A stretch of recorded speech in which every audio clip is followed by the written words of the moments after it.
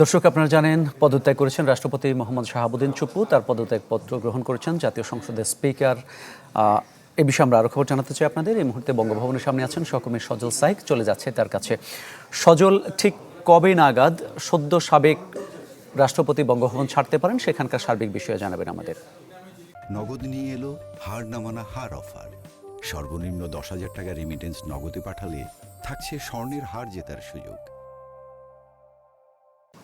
বঙ্গভবনে এই মুহূর্তেই কিন্তু জানেন যে ইতিমধ্যে সংসদে মাননীয় যে স্পিকার তিনি কিন্তু ব্রিফ করেছেন যে রাষ্ট্রপতি শাহাবুদ্দিন তিনি কিন্তু তার পদত্যাগপত্রটি দিয়ে পদত্যাগ করেছেন এবং সেই বিষয়টি কিন্তু আমরা জানতে পেরেছি। তবে গত কয়েকদিন ধরেই কিন্তু বেশ জল্পনা কল্পনা হচ্ছিল, বেশ আলোচনা হচ্ছিল যে রাষ্ট্রপতি পদত্যাগ করতে যাচ্ছে।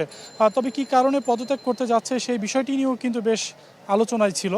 তবে রাষ্ট্রপতি যেই তার লিখিত যে বক্তব্যটি পদত্যাগপত্রে তিনি উল্লেখ করেছেন, তার ডায়াবেটিক্স, কিডনি এবং হৃদরোগ সহ তার বিভিন্ন শারীরিক জটিলতার কারণে কিন্তু তিনি পদত্যাগ করেছেন এবং রাষ্ট্রের যেই গুরুত্বপূর্ণ যেই দায়িত্বভার এটি কিন্তু তিনি এই শারীরিক অবস্থায় তিনি পালন করতে পারবেন না বলেই কিন্তু সেটি জানিয়েছেন।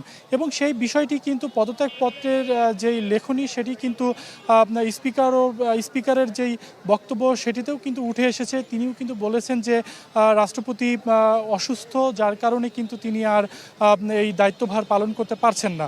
আপনার বেলা বিকেল 4:30টার পরেই কিন্তু বঙ্গভবন থেকে সংসদ ভবনে পদত্যাগপত্রটি চলে যায় এবং তার পরবর্তীতেই কিন্তু স্পিকার একটি সংবাদ সম্মেলনের আয়োজন করে। সেখানে সাংবাদিকদের উদ্দেশ্যে কিন্তু তিনি সুন্দরভাবেই কিন্তু বর্ণনা করেন এবং তিনি আরও যেটি বলেন যে পরবর্তী রাষ্ট্রপতি কে হতে যাচ্ছে, তখন তিনি কিন্তু খুব সুন্দরভাবে একটি স্পষ্ট করে বলেন যে যখন তারা স্পিকারের দায়িত্ব পালন করেছেন, শপথ নিয়েছেন, তখন কিন্তু একই সাথে রাষ্ট্রপতির শপথও তারা গ্রহণ করেছেন।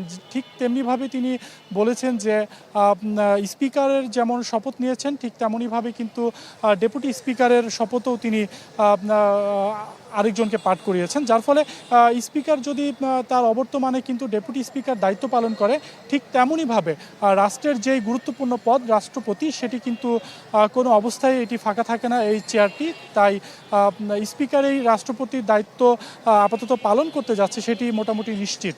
তবে এখন পর্যন্ত কিন্তু বলা যায় যে সাবেক রাষ্ট্রপতি শাহাবুদ্দিন তিনি কিন্তু বঙ্গভবনেই রয়েছে তার অবস্থান। এখানে আমি যদি বঙ্গভবনের নিরাপত্তার কথা বলি, যে সেটি কিন্তু সকাল থেকে যে অবস্থা ছিল এখানে করা নিরাপত্তার সামনেই বঙ্গভবনের সামনের যে রাস্তাটি সেটি কিন্তু কাঁটাতারের যেই বেষ্টনী সেই বেষ্টনীর দ্বারাই কিন্তু আবদ্ধ রয়েছে এখন পর্যন্ত। এখানে উৎসুক মানুষ রয়েছে, আমরা দেখেছি উৎসুক মানুষ তারা দেখতে এসেছে, সংবাদকর্মীদের উপস্থিতি রয়েছে, তারা ঘন্টার পর ঘন্টা কিন্তু এই আপডেট জানাচ্ছিল। আসলে সারা দেশের মানুষই কিন্তু আগ্রহে ছিল এবং তারা অপেক্ষায় ছিল যে আসলে কি হতে যাচ্ছে। কারণ আমরা গত 2 দিন আগে থেকেই আমরা দেখেছি যে বিভিন্ন সংবাদ মাধ্যম এবং বিভিন্ন মাধ্যম থেকে বিভিন্ন সূত্র মতে আমরা গুঞ্জন শুনছিলাম যে রাষ্ট্রপতি যে কোনো মুহূর্তেই পদত্যাগ করবে। তবে আজকে সকাল থেকে যেই বিষয়টি স্পষ্ট হয়ে যায় যে আজকে বিকেল নাগাদে তিনি পদত্যাগ করতে যাচ্ছেন এবং জানেন যে স্পিকার দেশের বাইরে ছিল, তিনিও চলে আসে, স্পিকারও চলে আসে দেশে এবং এই যে যেই কর্মযজ্ঞ, এই যে যেই প্রসেসটি রয়েছে সেই প্রসেসটি কিন্তু খুব সুন্দরভাবেই হয়েছে এবং স্পিকার কিন্তু বলেছে যে যাতে করে কোনো গুজব এবং কোনো ধরনের কোনো ডাউট না থাকে সেই ব্যাপারেও কিন্তু তিনি ক্লিয়ার করেছে। আসলে আপাতত এই মুহূর্তে বঙ্গভবনের সামনে থেকে এই ছিল সর্বশেষ। অনেক ধন্যবাদ আপনাকে। বঙ্গভবনের সামনে থেকে জানাচ্ছিলেন সহকর্মী সজল সাইক। তিনি জানাচ্ছিলেন সদ্য সাবেক রাষ্ট্রপতি শাহাবুদ্দিন চুপ্পুর পদত্যাগপত্র এবং তার পরবর্তী ঘটনাক্রম সম্পর্কে।